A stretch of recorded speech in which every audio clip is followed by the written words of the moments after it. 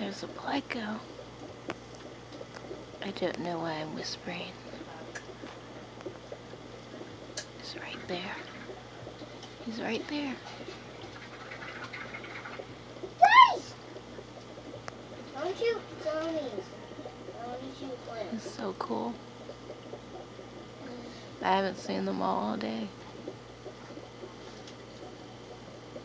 So this is the view I get every morning, every night, every time I'm sitting on my bed.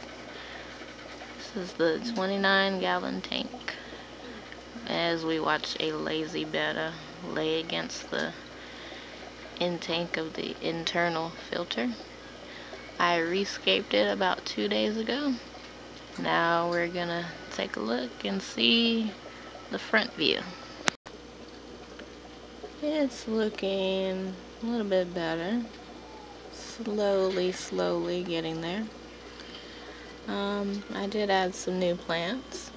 Gonna take a look at the dwarf sage over here. There's about 4 or 5 plants back there. Got a whole bundle for $2. We have the temple plant, and I've never seen this plant before in person. I've heard about it, heard it was a good stem plant, easy to propagate, and it does okay in low lighting, which this tank is low light. This plant, when I touch it, reminds me of this little plant that I used to play with in way back when my mom and my dad lived in an apartment in front of a lake. And first there's a swamp and there's a lake, but this plant reminds me of it. Feels just like it. It's got like a velvety feel to the leaves. It's very coarse. I actually still got some up here. Let's see if I can grab it. There we go. Yeah. It's a really nice plant. It was covered in black algae, but I was lucky enough to find some info on the internet, and all I did was soak it in hydrogen peroxide and warm tap water, and the blackbeard algae came right off. But anyway, back to now instead of reminiscing. I still have the Panjagita here. I'm noticing that the older leaves on this plant are beginning to curl a little bit. I'm not sure why. Couldn't find a lot of information. Some information said it's due to lack of iron, but my water's very high in iron. Another one said maybe lack of potassium. Good possibility. So I'll start dosing a little bit of potassium in here and see what happens. I've got these tiny little, I want to say this is Hydraphylla compacta, but the leaves don't match, because this is what Hydraphylla compacta is, but when it's small, hanging off of that, kind of looks like this, but also not really. But I didn't plant these. They've been sitting in here, so I'm not quite sure what they are. And to the front, well, back center of the tank, right under the filter, I have bronze Scripta wenditi, and it's got some new growth in. It's much bigger than when I first got it. This was a gift from L.R. Brett's, and I absolutely love this plant. It's a foreground plant, so I want to move it this way, maybe next water change, and put those river rocks around it. I have bigger river rocks, but I don't know. They take up a lot of space. They're probably just about this big from the end of here to here, and I like them, but I don't know.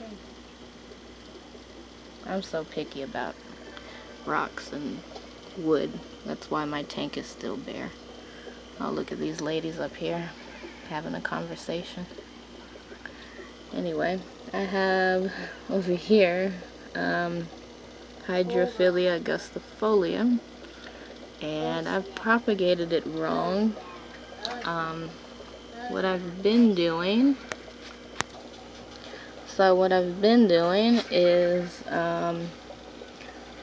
not waiting for them to grow tall enough for me to actually pinch them off. See, I've pinched them off at the height that they are now, and technically they stay that height. So yeah, I gotta fix these guys. I need to be a little bit more patient and let these guys grow a little bit more. I'm thinking about just going ahead and taking them out and putting a piece of wood, if I can ever find one that I fall in love with, but putting a piece of wood right here and putting that crypt to the front. So I think that would make for a nicer scape than what's going on right now. But overall, the tank doesn't look too bad. I've taken out a lot of the wisteria that was back there. It was growing pretty short. This one, I just kind of tied it around the airline tube so the bettas have a place to chill. The rest of the wisteria is shoved in there. That's kind of an experiment that I'm doing to see if it'll grow that way, and also so that the bettas have a place to chill, because my plants right now are not growing that way. They're growing this way and that way. So anyway, slowly falling back in love with my 29-gallon tank. I do have the Bristlenose plecos back here, or bushy nose, whatever you want to call them. Little chocolate guys. What's funny is they're like much smaller than my otocinclus. You can see they're all lined up over here. But they're in the same family, that L word family. And I think these are like the smallest. They only grow to about 2 inches, and the bushy nose plecos, they're like half that size. So you can kind of see, compare the little guy over here to that guy down there. But what's funny is in a few weeks, maybe even a month, or however long it'll take, because I do feed them fresh vegetables and everything, and everybody in here is spoiled, but anyway, however long it will take, the bushy nose plecos will get up to, I believe, 5 inches. So yeah, they're gonna be the biggest occupants of the tank.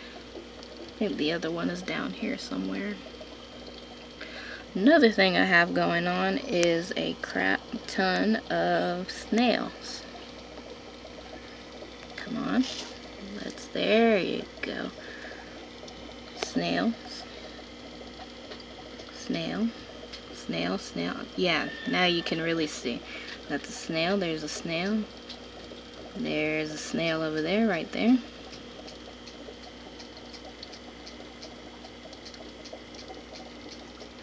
There's snails everywhere. There's a snail. I think that one's dead. Nope, it's moving. Those are dead. And somebody had suggested to me that I should get assassin snails. Well, I do have a snail eating betta. It is not a part of a betta's diet to actually eat snails, but she enjoys going up to the little snail casings. Oh, there's one right here. Yeah. Those are snail eggs. So as soon as they're getting ready to hatch, my snail eating betta, where is she? Where is she? I just saw her. Ah, there she is.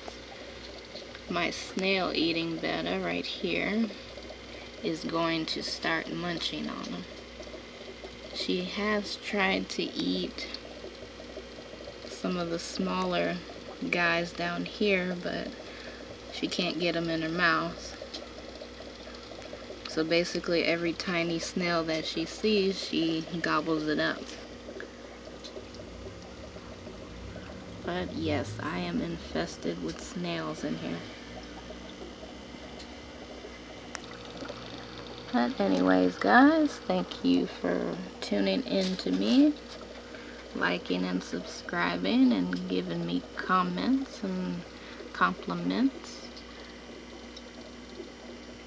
and telling me about my beautiful large forehead. I appreciate that. What is that? Okay, I appreciate that. My glass is really dirty. Sorry about that, but don't forget to subscribe, and I will update. You want to say it? Okay, my son will say it.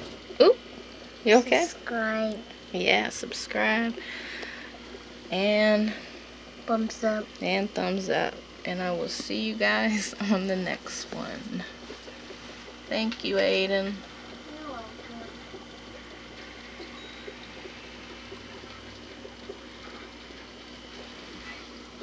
Seeing if I can find another bushy nose pleco. Oh well. They're back there having a little snail meeting.